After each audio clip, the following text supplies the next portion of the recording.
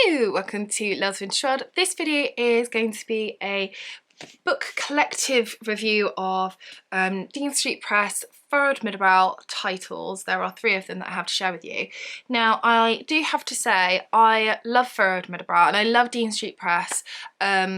However, the creator of which, Rupert, sadly has passed away since I did my last video featuring Dean Street Press titles, and I have to say Rupert has been nothing but kind, generous and supportive of me and my channel, and it was with great sadness to hear of his passing and of his wife's earlier on in the year as well, Amanda. Yeah, you know, the world has lost 2 great wonderful people, so I just wanted to kind of talk about them briefly and just say that, yeah, that both of them has been nothing but supportive and wonderful, and they will be missed. But with Rupert, his work and what he intended to do will carry on in Dean Street Press and with the Furrowed Middlebrow titles, so that's what we're going to do today. We're going to talk about them. So yeah, just wanted to take that moment to talk about him and of his wife. So I have 3 titles to share with you today, and I'm going to talk to you about them in order in which I read them. So I'm going to start off Four Gardens by Marjorie Sharp. I love Marjorie Sharp. Now, a little bit of backstory for you. So I handed in my dissertation on the 11th of January 2023. And I was looking on my shelf for, right, I am done reading non-fiction. I am done reading newspaper articles, just hundreds and thousands of just primary source evidence. And I was like, I'm done. I'm done with non-fiction for a bit. I want some fiction. I hadn't read any fiction in ages, other than I had been picking up the British Library, the Christmas stories. I'd been reading whenever I could, I was picking up a short story. But I hadn't read a novel in months and months and months, and I was scouring my shelves and I spent ages looking. And I finally decided that I was going to pick up a Marjorie Sharp. Now, originally, I did think perhaps I could reread one. I was thinking either Rhododendron Pie or Clooney Brown. Or is it called Something Light? Something Light? Might be called that, because I really enjoyed that one. I was thinking those, but then I was like, no, pick up something new. So I picked up Four Gardens. Where are you? Here. So this is from 1935, so it's one of her earlier works, and quite ironically, there is a quote from Jane Austen at the front. Let other pens dwell on guilt and misery. Quote from Jane Austen. This, and I think it's quite ironic because I do think Marjorie Sharp is quite Jane Austen-y in her writing style. This is about a woman who we meet when she's young, and then it goes all the way through to her adolescence, her getting married, her having children, all the way through to her being an older adult. So not until she's dead, but until she's an older adult.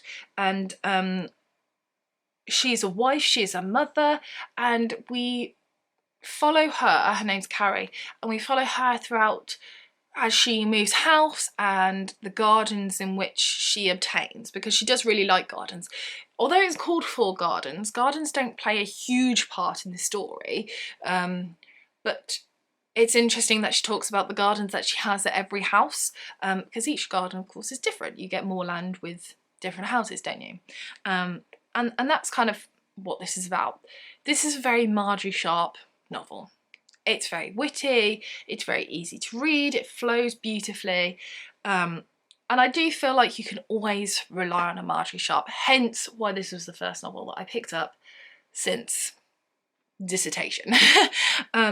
It was very quick, it was very easy to read, I read it in a few days. I mean, it isn't huge, it's 228 pages, so it's not like a massive book anyway, but when you haven't read a novel for such a long time, any book feels long, let's be honest. I thought it was really well thought out with the characters. I really liked the character of Carrie, which is her main protagonist. I actually really liked her children as well. Usually I don't like children in novels, but I did really like her children in this. She has a boy and a girl, and I particularly liked them as they were, you know, as they got into adulthood in particular. I feel like this book is on par with a lot of other Marjorie Sharp novels that I've read. I gave it 4 stars. I did really, really enjoy it. It's one of these books that I don't think is particularly as memorable as some of the Marjorie Sharp books. Like I think Clooney Brown is very memorable because I think Marjorie Sharp's Clooney Brown is just probably the most popular of her works.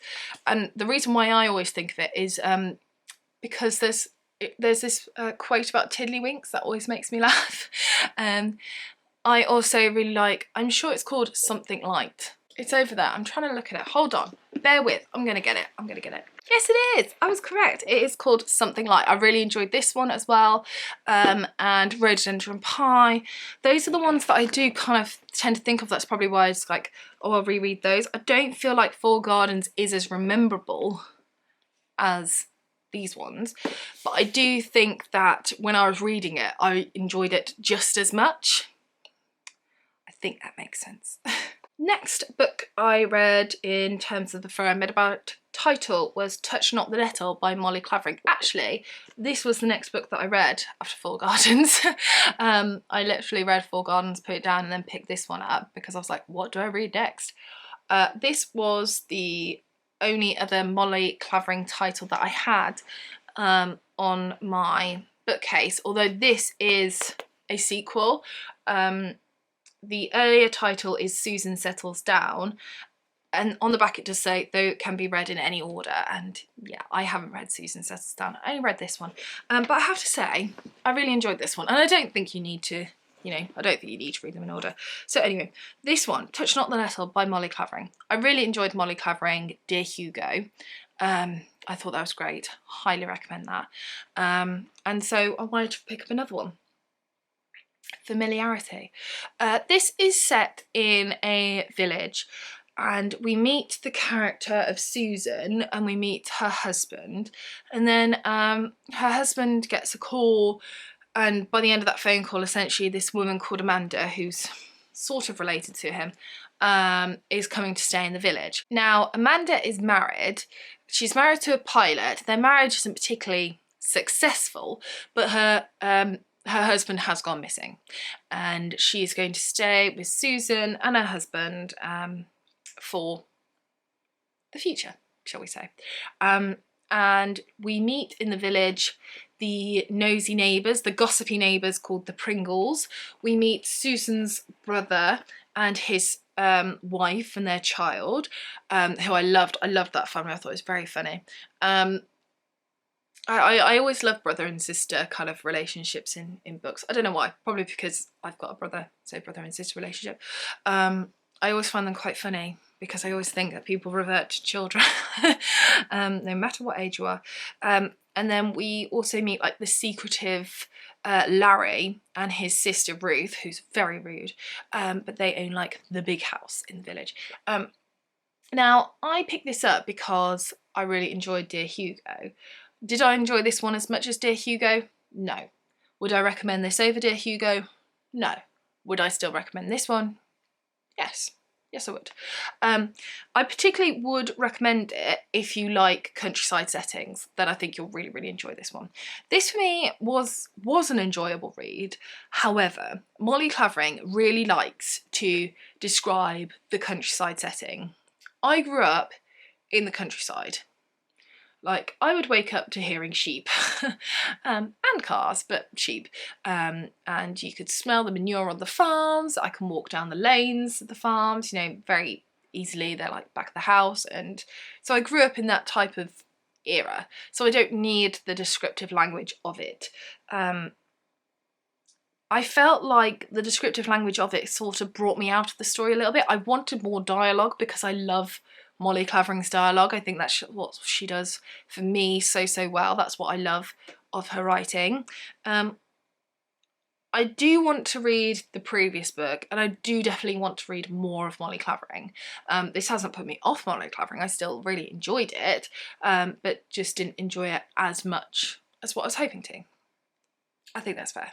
And last but certainly not least, I have The Tall Stranger by D. Stevenson. This is a novel from the 1950s, 1957 to be precise. And this is about a woman called Barbie who, when we first meet her, is in a London hospital. And the doctors say, right, you need a bit of R&R, you need to de-stress, you need some rest and relaxation. Is there anywhere you can go? And her flatmate that's visiting her says you can go back home to your family in the Cotswolds. So, bit of backstory. So Barbie was brought up in the Cotswolds by her aunt, and although she is her aunt by blood, she's not her parent. She is her aunt. However, she was also brought up alongside a boy that is now a man because he's grown up, called Edward. Edward is related to Barbie, so her aunt is Edward's stepson. Does that make sense? So he is the son of Barbie's aunt's husband. Ooh, I think that makes sense. So they're kind of like brought up brother and sister, but there is no actual blood between them, but they had their childhood together. And one day it is the aunt's kind of wish that one day they'll grow up, get married and live happily ever after. Because Barbie is the correct age to get married and, you know, it'd be nice to for Edward to settle down and all this stuff. And that's kind of like the aunt's wish. However, there is a wedding that takes place, and there Barbie meets a very tall, handsome stranger. Ah, the tall stranger. So who's she gonna pick? Is she gonna pick anyone to marry? Who knows? I know. I loved this book, and I have to say I absolutely love the front cover. This picture is spot on. So Barbie is described as having red hair, boom boom boom boom boom, tall handsome stranger that brings things over. I can't remember what he brings over. Does he bring over drinks or cake or something? He brings something to her, and there's a wedding and Cotswolds, and yes, it's just so good. Yeah, picture's wonderful, and I love this. So I don't live a million miles away from the Cotswolds either, and I really liked the description of the Cotswold. It wasn't too descriptive. I can't cope with books that are too descriptive. Hence why I probably didn't love the Molly Clavering book as much. But I just felt this was just enough. I absolutely loved the characters in this. All of the characters in this were just so wonderful. Barbie herself, I really, really liked. Her flatmate, Nell, is wonderfully funny. She has such a funny taste in men. She seems to have a different boyfriend every day, and yeah, I just loved her. I love the fact that we have these men that we're not meant to like and these men that we are meant to like, and it was just so wonderful. I loved the setting, I loved the characters, I just loved everything about it. Sometimes I think it's nice just to have a predictable book. Like, I'm not gonna lie, I went into this book and as soon as I met the men, I knew exactly how it was going to end up. Was I bothered? Absolutely not.